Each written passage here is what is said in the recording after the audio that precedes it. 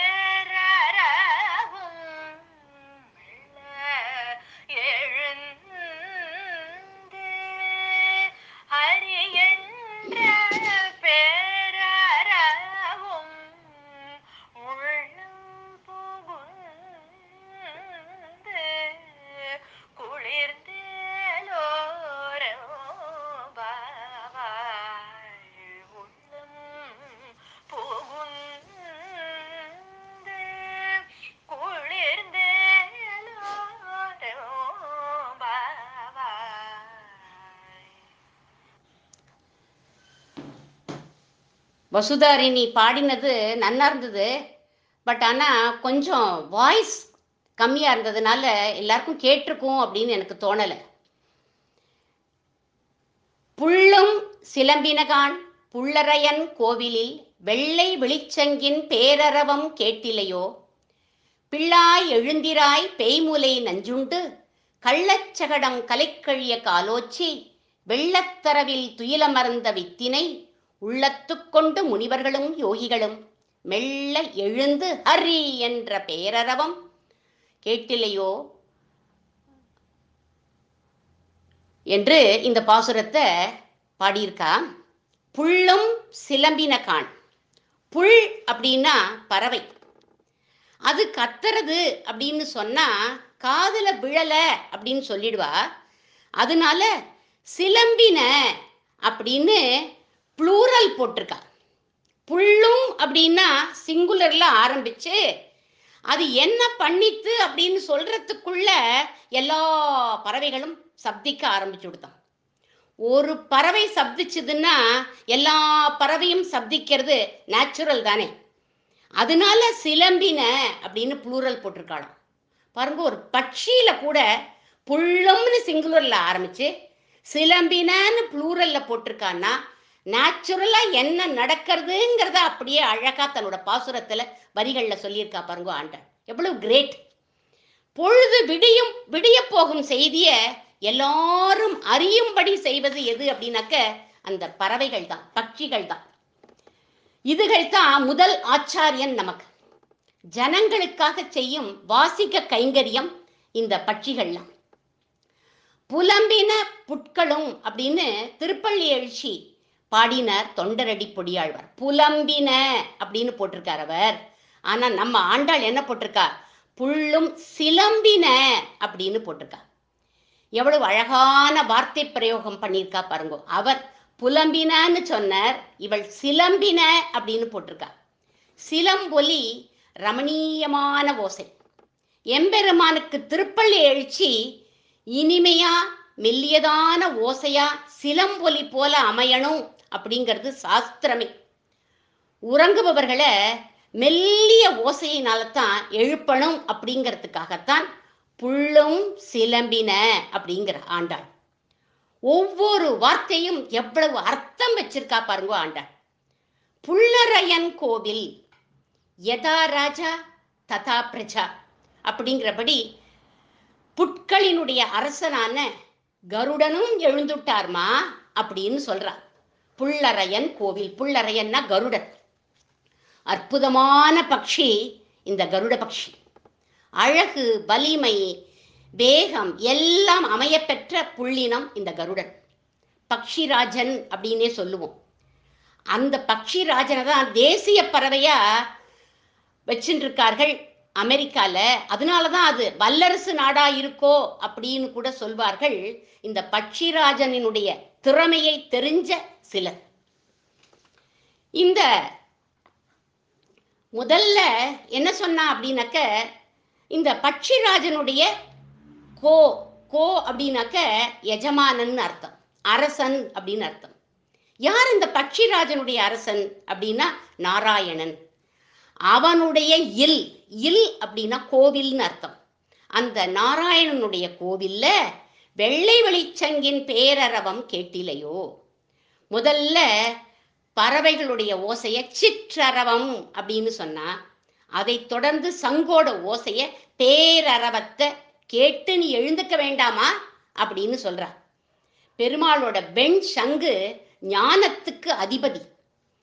துருவனுக்கு தன்னோட வெண் சங்கால்னால தடவி கொடுத்தார் பகவான். அவனுக்கு ஞானம் வந்து பகவானை சோஸ்திரம் பண்ண ஆரம்பிச்சுட்டான் அவன். அது மாதிரி நமக்கும் இந்த சங்கோட ஒலியால ஞானம் வரணும். அந்த ஒலிய கேட்டும் நீ எழுந்திருக்காம இருக்கலாமா பெண்ணே, பிள்ளாய் அப்படின்னு கூப்பிடுறா அவளை. பகவானை பற்றி ஒன்றுமே அறியாதவள் இந்த பிள்ளாய்ங்கிற பெண். இவளுடைய குரூப்புக்கு இவ புதியவள். ஆனா பகவானை பற்றி அறிய ஆர்வம் இருக்கு இவகிட்ட. அதனால இவளை எழுந்திராய் அப்படிங்கிறார். அந்த பெண் எழுந்து வரல. அதனால பேய், நஞ்சு, கள்ளம் அப்படின்னு பயத்தை உண்டு பண்ணும்படியா சப்தங்களை சொல்லி கிருஷ்ண லீலைய நினைவுபடுத்துறா இவளுக்கு.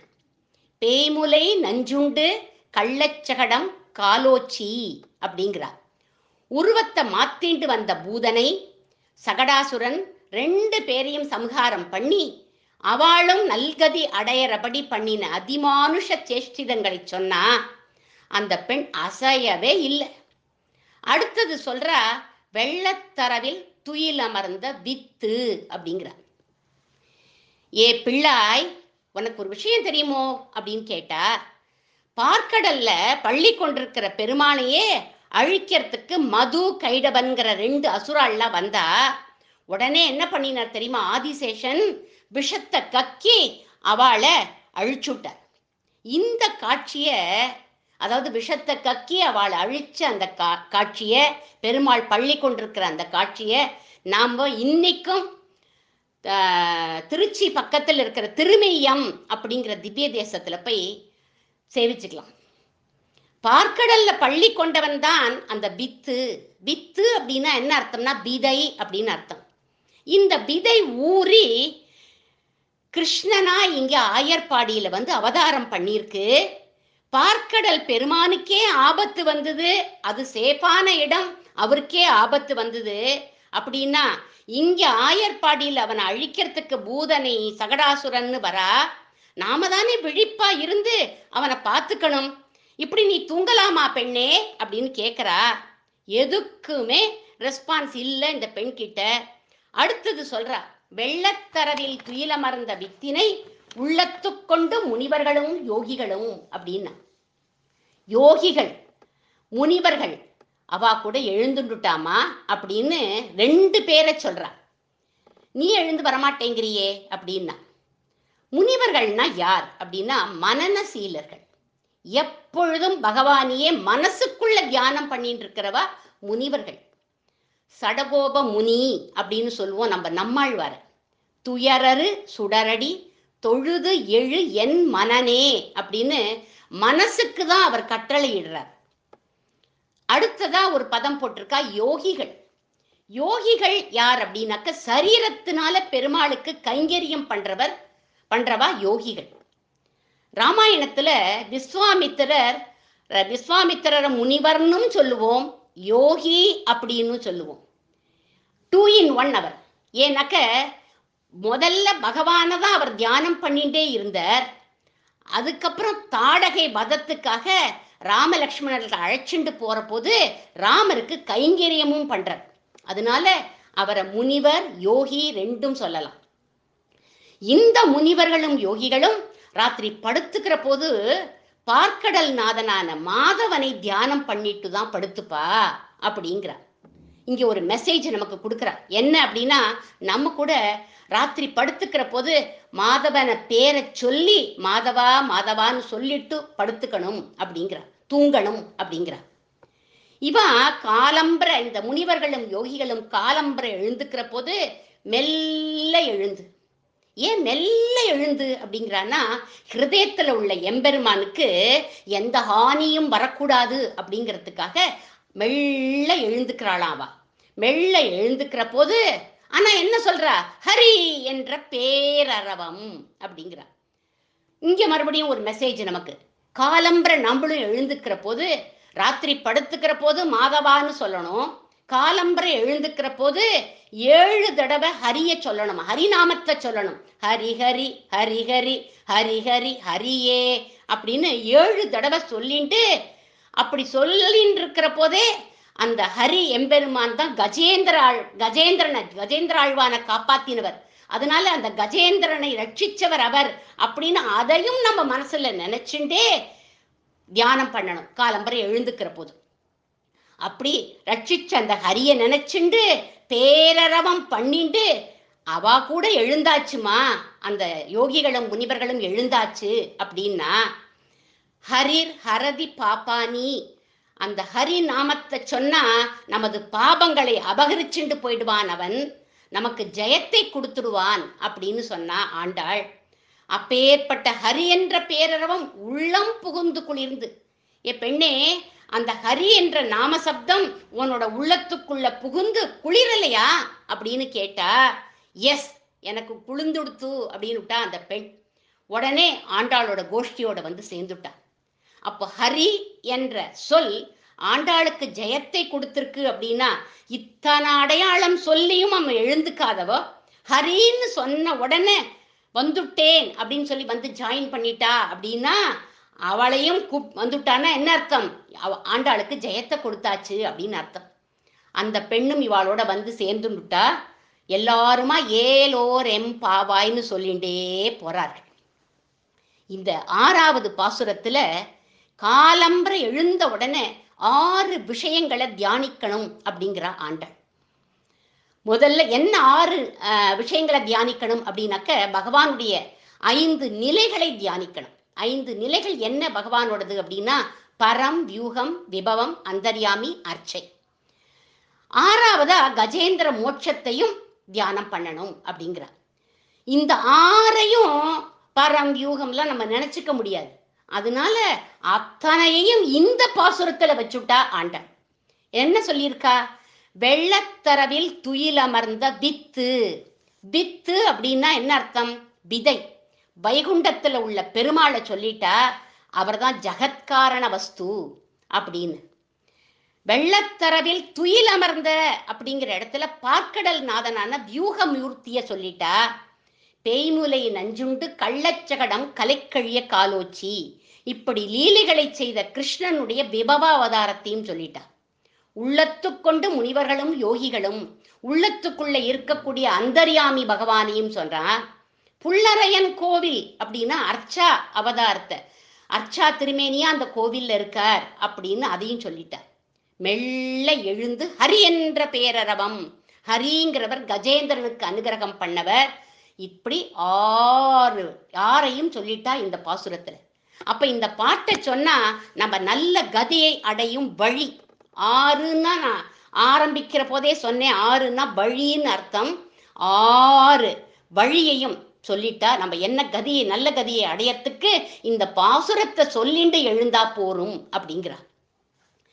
இனிமே சுவாபதேசமா நம்ம ஆச்சாரியன் சுவாபதேசமா பார்க்க மாட்டோம். சுவாபதேசத்துக்கு பதிலா இந்த 6வது பாசுரத்திலிருந்து 15வது பாசுரம் வரை எந்த ஆழ்வார ஒப்பிடுறா ஆண்டாள் அப்படின்னு பார்க்கணும்.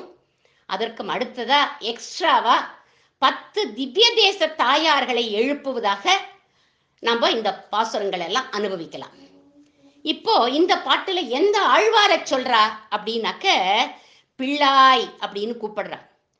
யார அப்படின்னாக்க, தன்னுடைய அப்பாவான குருவான பெரியாழ்வார பிள்ளாய் அப்படின்னு ஒப்பிடுறா ஆண்டாள்.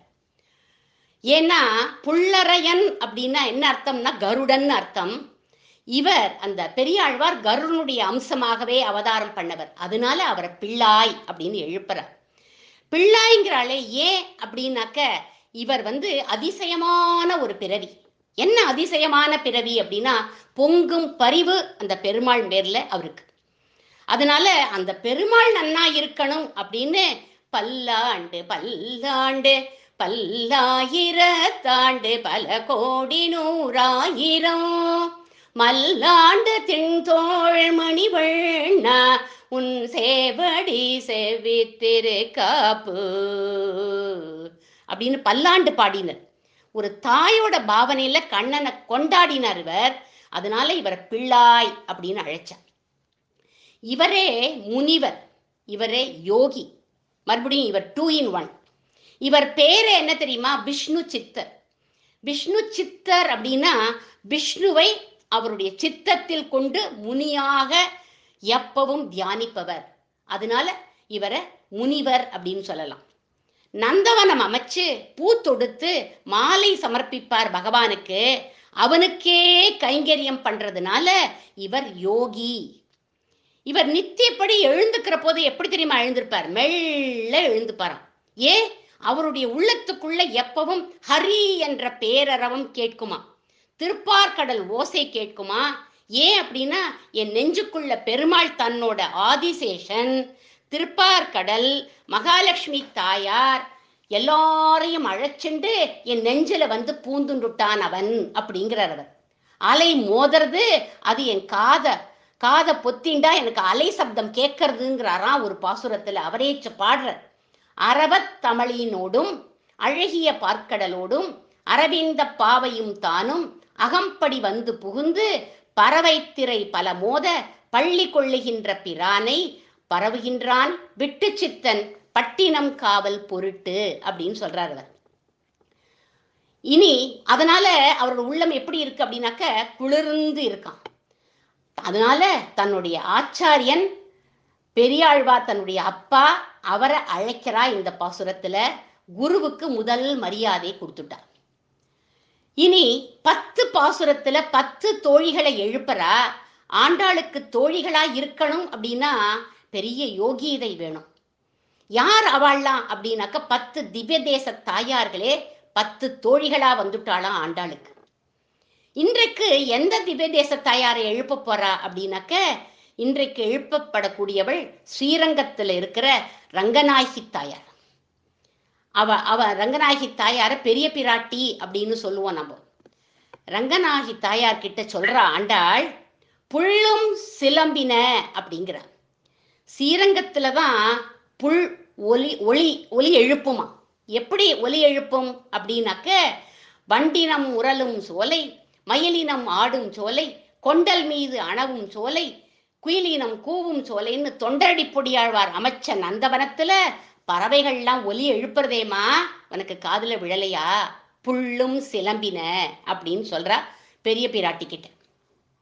புள்ளரையன் கோவில் ரங்கராஜஸ்தவத்துல பராசர பட்டர் சொல்றார், ஸ்ரீரங்க கோபுரமே ராஜகோபுரமே கருடரோட திருமேனி, அதோட ரெக்கைகள்லாம் மதிலா இருக்கு, புள்ளரையனே உனக்கு கோவிலா இருக்கார் அப்படின்னு சொல்றார் அவர். அதனால புள்ளரையன் கோவிலா இருக்கு உனக்கு அப்படிங்கிறார். வெள்ளை வெளிச்சங்கு ஒலி கேட்கலையா அப்படின்னு சொல்றார். உன்னோட கணவர் பர்த்தா இருக்கிற இடமே பிரணவாகார விமானத்துக்கு கீழே ஓம்ங்கிற சங்கு வடிவத்துல இருக்கு. பிள்ளாய் அப்படிங்கிற தாயார பார்த்து, குழந்தைன்னும் இல்லாம இளைஞனும் இல்லாம இடைப்பட்ட பருவம், அதனால பிள்ளாய்னு அழைக்கிறார். சைசவ யௌவன அப்படிங்கிறார் ஸ்ரீகுண ரத்ன கோஷத்துல பராசர பட்டர் கூட அதே யவ்வனம் அப்படிங்கிறார். உன்னோட கணவர் தான் பேய்முலை நஞ்சுண்டு கள்ளச்சகடம் கலைக்கழிய காலோச்சி வெள்ளத்தரவில் துயிலமர்ந்த வித்து அப்படிங்கிறார். கிருஷ்ணனா எல்லா லீலைகளையும் பண்ணிட்டு இப்போ பெரிய பெருமாளா 108 திவ்ய தேசங்களுக்கும் வித்தாக வந்து ஆதிசேஷன் மேல சயனிச்சுருக்கார் அப்படின்னு சொல்றா. அவன்தான் கண்ணனுக்கு பிரதிநிதி அப்படிங்கிற திருப்பானாழ்வார் கூட. கொண்டல் வண்ணனை கோவலனாய் வெண்ணை உண்ட வாயன் என் உள்ளம் கவர்ந்தானை அண்டர்கோன் அணியரங்கன் அப்படின்னு அவர் பாடுறார். பெரிய பெருமாள் கிட்ட இன்னைக்கும் சொல்லுவா, கிட்டக்க போனோம்னா என்ன வாசனை வரும்னாக்க வெண்ணெய் வாசனை வரும்னு பட்டர் சொல்லியிருக்கார். பட்டர் வாசனை வரும்னு பட்டரே சொல்லியிருக்கார் அத. ஆனா நம்மள கிட்டக்க விடமாட்டா அவர்கிட்ட. எல்லா திவதேச பெருமாளும் திருவரங்கத்துலதான் பள்ளி கொள்வாளா வந்து. ஏன்னா ராத்திரி அவ கோவில்ல நடசாத்தின உடனே இவாள்லாம் வந்து இந்த ஸ்ரீரங்கத்துல வந்து அந்த பெரிய பெருமாளோட வந்து பள்ளி கொள்வாளாம். ஏன்னா இவர் தான் எல்லா திவ்ய தேசங்களுக்கும் வித்தாக, கோயில் அப்படின்னு சொல்றோமே ஸ்ரீரங்கத்தை, அங்க இருக்க வித்தாக. இந்த ரங்கனைத்தான் உள்ளத்துக்கொண்டு முனிவர்கள் யாரெல்லாம் முனிவர்கள் அப்படின்னா ஆழ்வார்கள்லாம் முனிவர்கள். யோகிகள்னா யார் அப்படின்னா பகவானுக்கே கைங்கரியம் பண்ற ஆச்சாரிய புருஷர்கள். யார் ஆச்சாரிய புருஷர்கள்? ராமானுஜர், தேசிகர், மணவாள மாமுனிகள், பிள்ளை லோகாச்சாரியார்னு எல்லாரும் உள்ளத்துக்கொண்டு ஹரி என்ற பேரரவம் மார்கழி மாசத்துல அத்தியன உஸ்தவத்துல இப்போ நடந்துட்டு இருக்க அத்தியன உஸ்தவம், அங்க பேரரவமா ஆழ்வார் பாசுரங்களை பாடின்னு இருக்கா. அந்த ஒலி உன்னுடைய காதுல விழலையாமா அப்படின்னு கேட்கிறார்.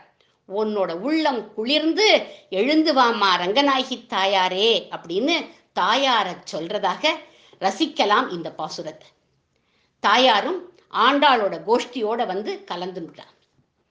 3 முத்தான ஓசைகளை புள்ளும் சிலம்பின வெள்ளை வெளிச்சங்கின் பேரரவம் முனிவர்களும் யோகிகளும் எழுப்பும் ஹரி என்ற பேரரவம் அப்படின்னு இந்த பாசுரத்துல ஓசை எழுப்பின ஆண்டாளுக்கு நாம் மங்களம் பாடி அமைவோம். சதமகமணி நீலா சாரு கல்ஹார ஹஸ்தா சனபரநமிதாங்கி சாந்திர வாத்சல்ய சிந்துஹோ அழகபிநிகிதாபி ஸ்ரக்பிரா கிருஷ்ணநாதா பிலசது ஹிருதி கோதா விஷ்ணு சித்தாத்மஜானக. ஆண்டாள் திருவடிகளே சரணம். எல்லோருக்கும் அடியனுடைய நமஸ்காரம்.